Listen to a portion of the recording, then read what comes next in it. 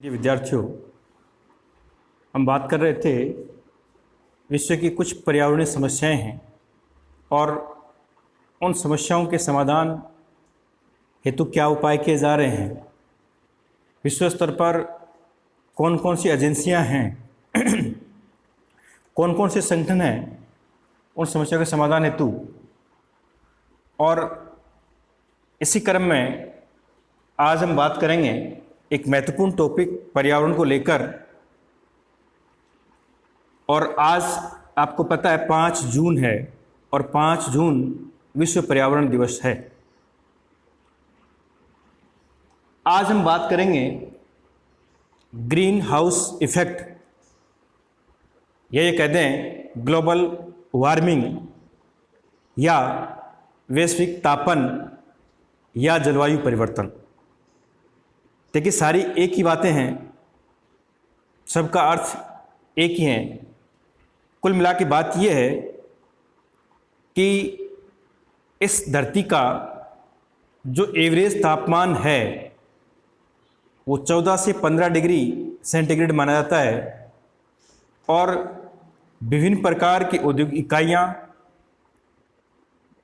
परिवहन के साधनों की बढ़ती संख्या के कारण ग्लोबल वार्मिंग एक सामान्य समस्या बन गई है।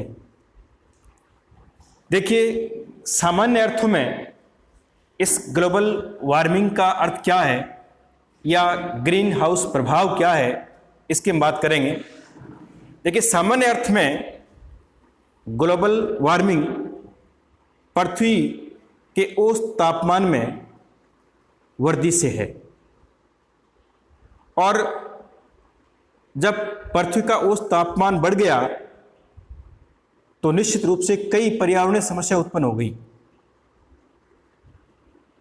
तो ग्रीन हाउस जो प्रभाव है, ग्रीन हाउस प्रभाव एक प्राकृतिक प्रक्रिया है।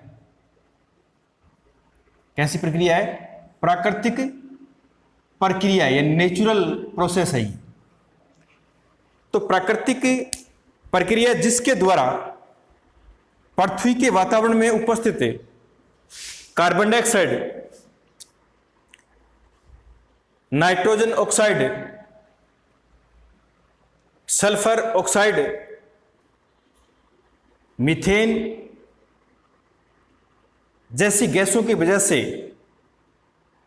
पृथ्वी के औसत तापमान में वृद्धि हुई है। और जैसे ही पृथ्वी का औसत तापमान बढ़ना शुरू हो गया तो निश्चित रूप से पृथ्वी पर कई प्राकृतिक प्रकोप स्वतः उत्पन्न हो गए।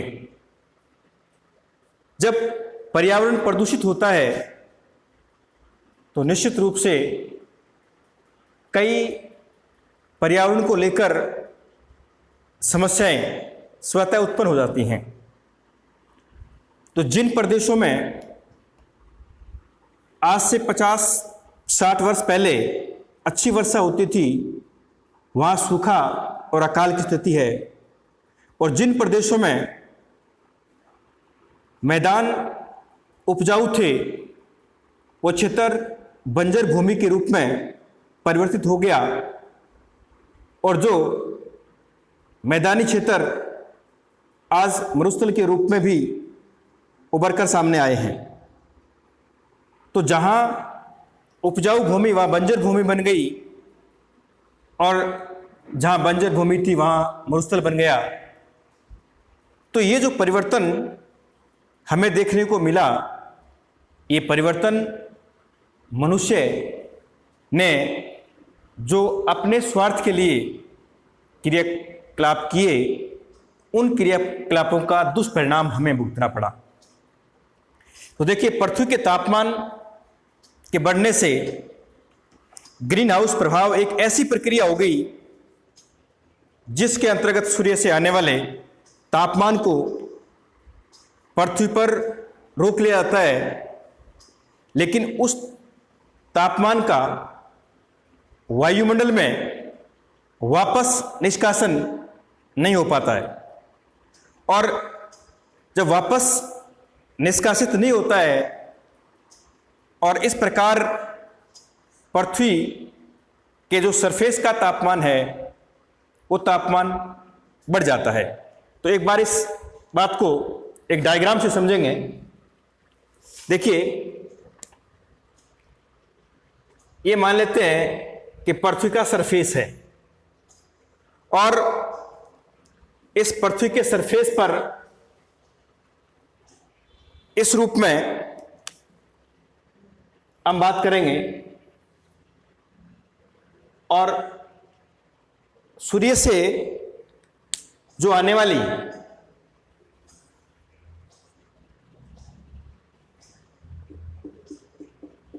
किरणें हैं यानी ऊष्मा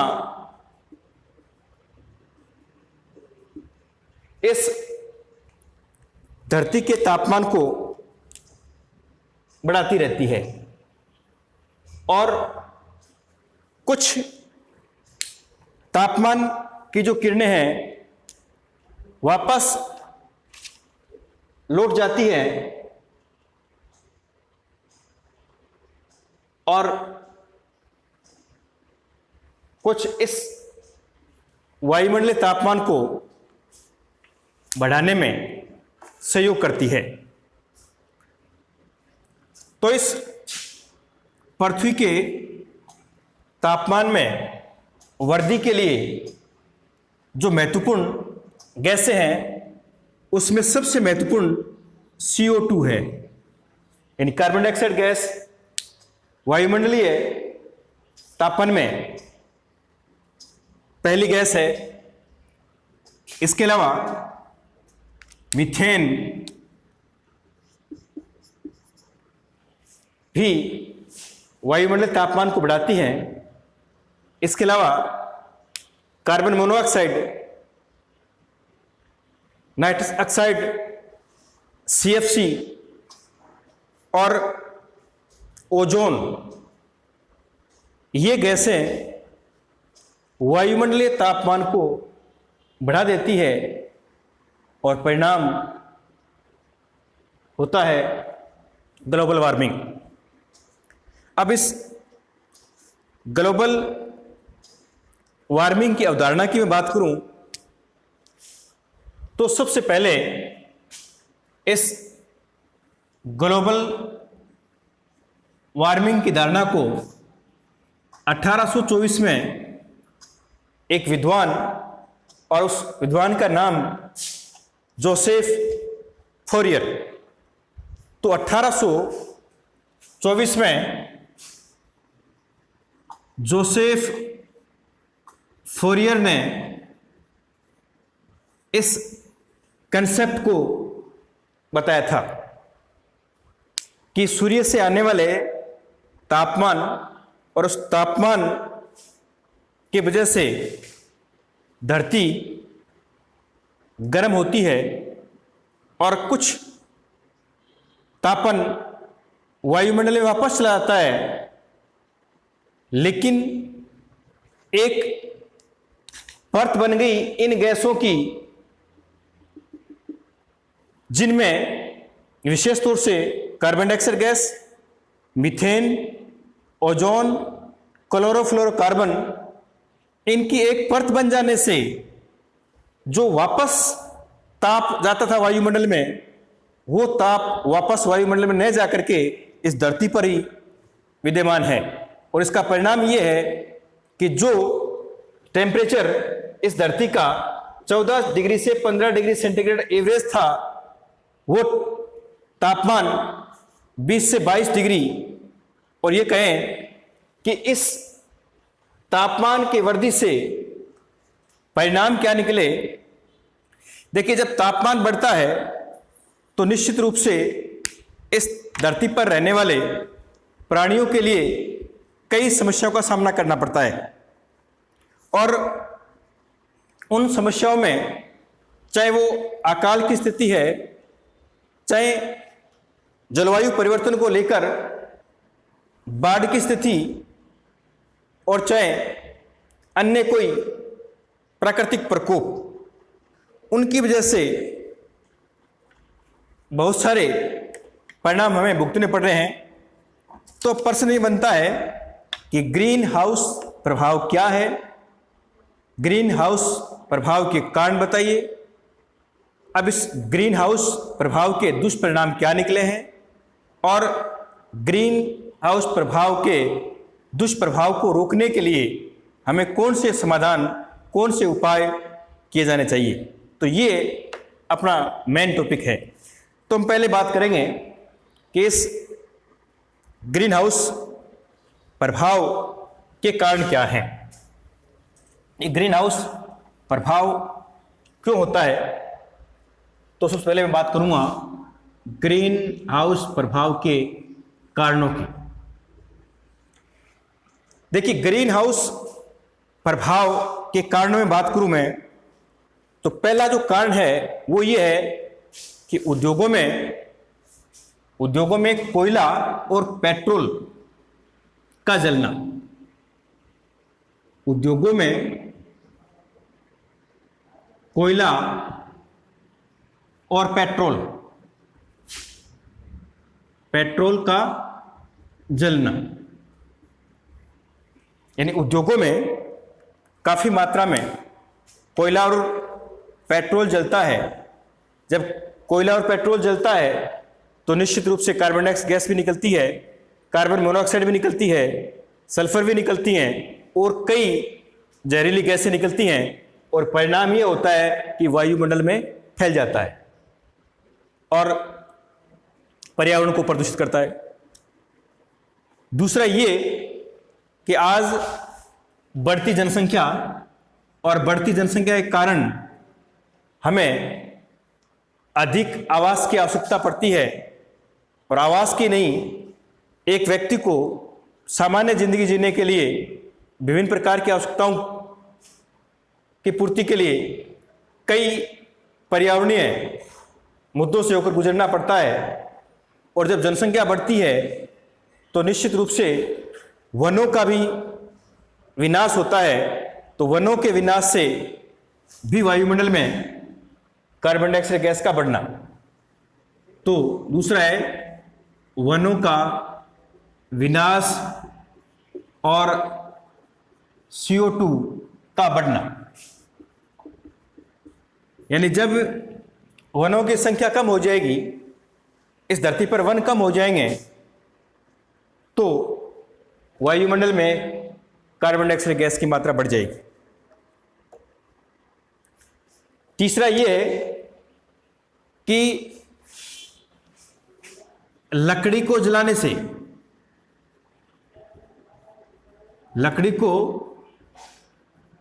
जलाने से और जीवाश्म ईंधन के उपयोग से, लकड़ी को जलाने से और जीवाश्म ईंधन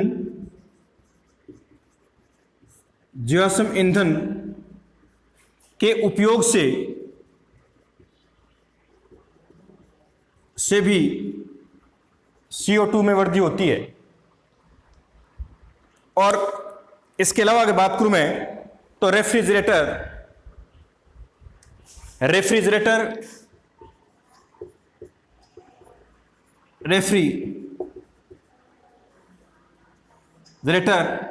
और AC एयर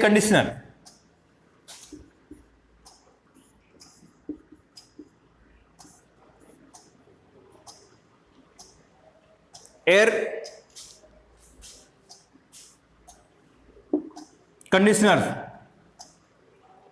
के प्रयोग से वायुमंडल में CFC क्लोरोफ्लोरोकार्बन की मात्रा बढ़ रही है, और उसी का परिणाम ये ग्लोबल वार्मिंग है। तो ये सारे कारण हैं जिन कारणों की वजह से ये ग्लोबल वार्मिंग हो रही है।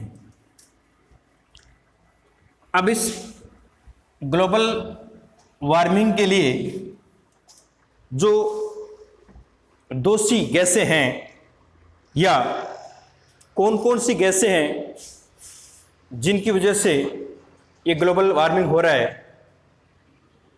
जिसमें बात करूं मैं प्रमुख गैसें जो ग्लोबल वार्मिंग को बढ़ावा देती हैं, उसमें है CO2 कार्बन डाइऑक्साइड गैस, इसके बाद CH4 methane, O3 ozone, CFC और इसके अलावा बात करूं मैं तो इसमें N2O नाइट्रस ऑक्साइड, ये वो गैसें हैं जिन गैसों की वजह से ग्लोबल वार्मिंग होता है, यानी वायुमंडल का तापमान बढ़ता है। तो इन सब गैसों ने मिलकर के वायुमंडलीय तापमान में वृद्धि की है। अब इस के दुष्परिणाम क्या निकले हैं? देखिए, पिछले 100 वर्षों से वायुमंडल में carbon dioxide gas, nitrous oxide नामक गैसों की मात्रा अत्यधिक बढ़ गई है, जिससे पृथ्वी के ग्रीन हाउस प्रभाव में वृद्धि हुई और ग्रीन हाउस प्रभाव में वृद्धि के कारण पृथ्वी की सतह का जो तापमान है, उस तापमान में भी वृद्धि होती जा रही है, जो एक चिंता की बात है। और इस तापमान के बढ़ने से संपूर्ण विश्व पर कई समस्याएं उत्पन्न हुई। दुनिया पर प्रतिकूल प्रभाव पड़ा। अगर दुष्परिणामों की मैं बात करूं तो सबसे पहला दुष्परिणाम जो निकला तो वो यही है कि तापमान की वृद्धि हो गई। दुष्परिणाम, पहला दुष्परिणाम क्या निकला? विश्व का औसत तापमान बढ़ा, जिससे पर्यावरण पर प्रतिकूल प्रभाव पड़ा। इन तापमान बढ़ गया और जैसे ही तापमान बढ़ा तो धरती पर, इस दुनिया में प्रतिकूल प्रभाव देखने को मिला। दूसरा दुष्प्रभाव क्या निकला कि जब तापमान बढ़ा, यानी तापमान में वृद्धि से, तापमान में वृद्धि से कुछ क्षेत्रों में सूखा तथा कुछ क्षेत्रों में बाढ़ की स्थिति बन गई। तापमान में वृद्धि से कुछ क्षेत्रों में सूखा की समस्या और कुछ क्षेत्रों में बाढ़ की स्थिति बन गई। तीसरा दुष्प्रभाव यह रहा, जब तापमान में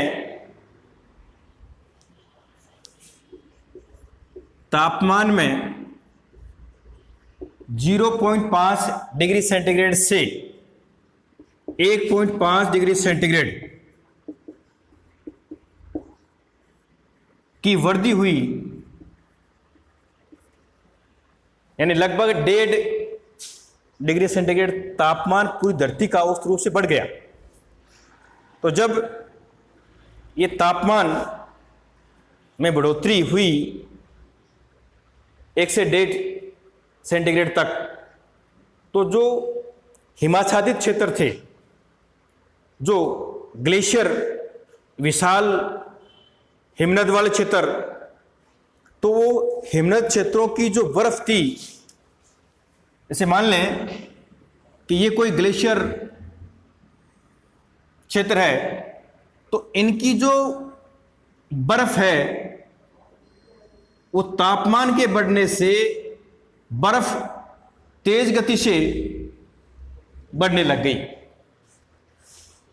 और जब तेज गति से बढ़ेगी तो निश्चित रूप से जो तटीय भाग हैं, तटीय भागों का जलस्तर बढ़ेगा और तटीय भागों में बाढ़ की स्थिति बन जाएगी। देखिए, ये स्थिति अगर रही, अगर ग्लोबल वार्मिंग पर कंट्रोल नहीं हुआ, तो ऐसा माना जा रहा है कि 2050 तक जो छोटे द्वीप हैं, जिसमें चाहे मालदीव की बात कर लें, बोर्नियो और जावा द्वीप की बात कर लें, तो उनको खतरा है। इसके अलावा जो तटवर्तीय देश हैं, तटवर्तीय देशों को भी खतरा है इस बात का। इसके अलावा दुष्प्रभाव क्या निकला? देखिए, जिन क्षेत्रों में महत्वपूर्ण घास के मैदान थे, तो वो घास के मैदान,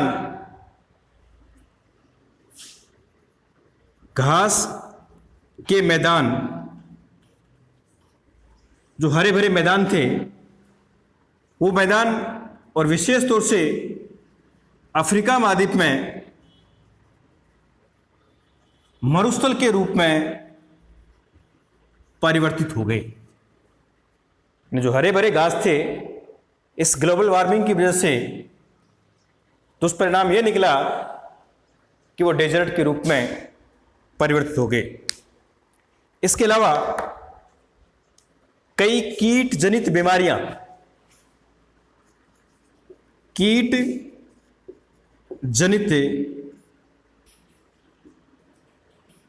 बीमारियों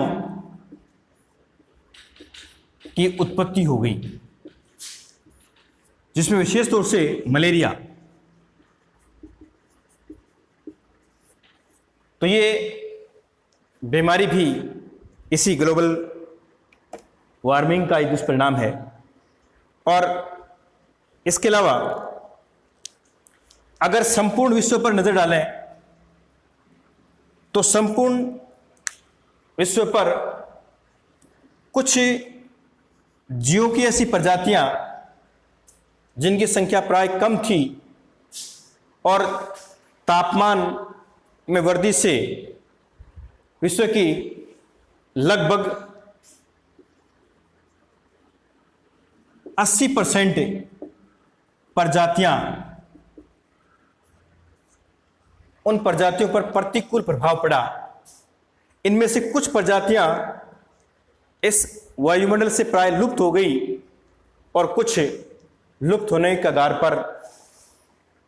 इसके अलावा और दुष्परिणामों की बात करूं मैं, तो मौसम चक्कर प्रभावित होने से, यानी विश्व का मौसम चक्कर प्रभावित हुआ है, और जैसे ही मौसम चक्कर प्रभावित हुआ, तो एग्रीकल्चर का जो प्रोडक्शन था, यानी कृषि उत्पाद, उन पर प्रतिकूल प्रभाव पड़ा। और प्रतिकूल प्रभाव पड़ा तो निश्चित रूप से, चाहे वो खाद्यान्न हो, चाहे कोई फ्रूट्स हो, और चाहे कोई कॉमर्शियल क्रॉप हो, उन सब पर प्रतिकूल प्रभाव पड़ा। और विशेष तौर से कुछ क्षेत्रों में खाद्यान्न का संकट उत्पन्न हो गया, और कुछ फसलें कुछ क्षेत्रों के लिए प्राय लुप्त हो गई। तो ये था इस ग्लोबल वार्मिंग का दुष्परिणाम। अब इसके बाद में लास्ट बात और कर लेते हैं कि इस दुष्परिणाम को हम कैसे रोकें, ग्लोबल वार्मिंग को कैसे कंट्रोल करें। उसके लिए दो तीन समाधान हैं, उनकी बात कर लेते हैं। समाधान में सबसे पहले बात करूं तो ये है कि CO2 पर नियंत्रण होना चाहिए, कि वायुमंडल में जो कार्बन डाइऑक्साइड गैस उत्सर्जित हो रही है, चाहे वह कल कारखानों से हो, चाहे जीवाश्म ईंधन से हो, चाहे लकड़ी के जलाने से हो, पहला जो काम है वो ये है कि CO2 पर नियंत्रण हो। और दूसरा ये है कि जो CFC क्लोरोफ्लोरोकार्बन, चाहे वो रेफ्रिजरेटर और चाहे AC उससे निकलती है, तो उस पर भी नियंत्रण हो। और इसके अलावा अगर बात करूं मैं, तो तीसरा उपाय ये हो सकता है कि जीवाश्म ईंधन, उन जीवाश्म ईंधनों पर भी नियंत्रण हो। जहां तक आवश्यकता की बात है, जो अति आवश्यक ईंधन है उनका तो उपयोग हमें करना ही है, लेकिन आवश्यकता से ज़्यादा उस पर कंट्रोल हो, ताकि हम इस धरती पर लंबे समय तक रहें और स्वस्थ जीवन जिएं। इसलिए ज़रूरी है कि ये समाधान हमें अपनाने होंगे। इनका उपाय हमें सबको मिलकर करना होगा, तभी ये दुनिया सुखी और स्वस्थ रह सकती है। आज इतनी बात करेंगे। धन्यवाद।